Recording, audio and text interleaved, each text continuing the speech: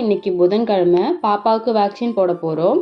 Vaccine போட்டால் 2 நாளைக்கு பாப்பாவுக்கு ஃபீவர் இருக்கும். அதனால இன்னைக்கே குளிக்க வச்சாச்சு. பாப்பாவை ரெடி பண்ணிட்டு பாப்பாவுக்கு ஊசி போட தேவையான கார்டை எடுத்து வச்சுக்கிட்டேன். பாப்பா பிறந்த ஹாஸ்பிட்டலில் ஊசி போடலாம்னு கேட்டோம். அவங்க வேற டேட்டு கொடுத்தாங்க.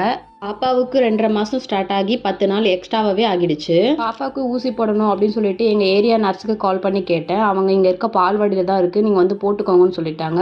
நம்ம வீட்டு பக்கத்தில் இருக்க பால்வாடிக்கு கிளம்பிட்டோம். 10 மணிக்கு போயிட்டு வெயிட் பண்ணோம். 12:30 மணிக்கு தான் ஊசியை போட்டு முடிச்சாங்க. போன டைம் பாப்பாவுக்கு 4 ஊசி போட்டாங்க. அப்போ பாப்பா ரொம்ப அழுதுட்டா. அதை நினச்சி ரொம்ப பயமாக இருந்துச்சு எனக்கு. இப்போ எத்தனை ஊசி போடுவாங்களோ அப்படின்னு பயந்துட்டே தான் போனோம். நர்ஸுக்கிட்ட கேட்டேன், இப்போ எத்தனை ஊசின்னு கேட்டதுக்கு அவங்க ஒரே ஒரு ஊசின்னு தான் சொன்னாங்க. அப்போ தான் எனக்கு கொஞ்சம் நிம்மதியாக இருந்துச்சு. ஏன்னா அவள் அழுறத பார்த்து எனக்கும் ரொம்ப கஷ்டமாக இருந்துச்சு. நைட் ஃபுல்லாக அவள் தூங்கவே இல்லை. ஃபீவரில் ரொம்ப கஷ்டப்பட்டா. காலும் தூக்க முடியல வலியில். அதை நினச்சாலே ரொம்ப பயமாக இருந்துச்சு. வீட்டுக்கு வந்த உடனே பாப்பாவுக்கு வீக்கம் குறைய ஆயின்மெண்ட் போட்டு தூங்க வச்சாச்சு.